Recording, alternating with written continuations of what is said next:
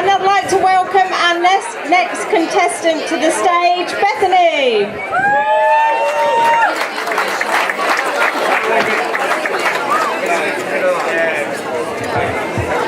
People really don't like my last name, do they? Bethany McTrustery, yeah? Okay. So I had the privilege of going to New York a few years ago, and I was able to go to Ground Zero. And so this is written with the theme of unity in mind. I stood at their footprints, surrounded by skyscrapers, and felt out of place. I didn't know where I should be.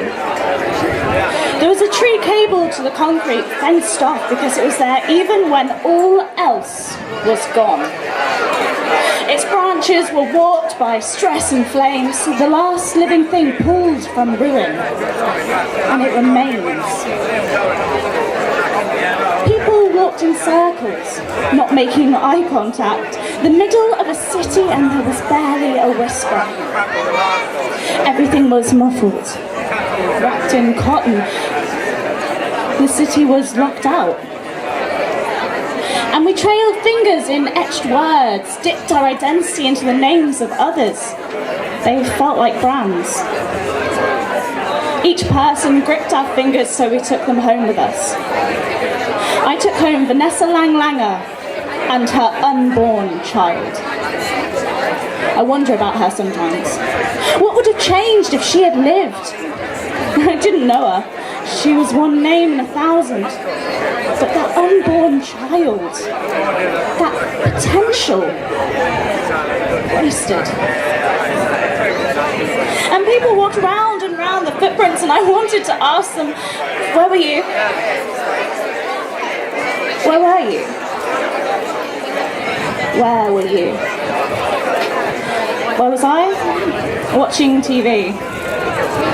Knees tucked under, consumed by a program I can't recall. The grown-ups were curled on the sofa, hands to eyes, disbelief pouring from their mouths in moments of conversation I don't understand. Dad was deployed. Special ops. Sitting by the pool, drinking Fosters and laughing. The radio was on. He heard how they fell. Pause. Then play. Training becomes action. Football needed a new base. I didn't understand back then. I still don't understand, but the news was on everywhere and the whole world was watching. Later, a man spoke to a reporter. I don't know why I keep coming back here, except that I'm afraid. As if he needed a reason, as if he needed a person to justify the loss he felt. He said, we all feel differently about what to do in response, but we seem to agree that it's got to be together. Where were you? 78. That's how many countries lost their fathers, mothers, sons, daughters, cousins, friends on that day when everyone watched. That day when everyone was American. And the Queen Mother sang the American anthem and Rio put up billboards of Christ the Redeemer hugging the skyline. As if that could fix it. No, not fix it. Erase it. Pretend it never happened. Wished it never happened. Where were you?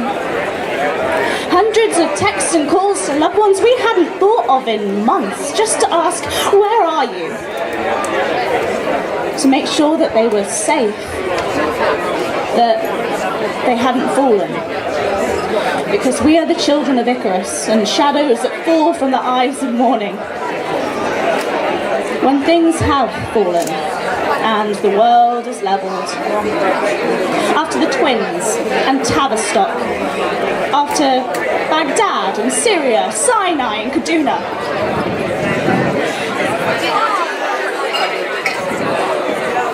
After Paris and Nice and Orlando.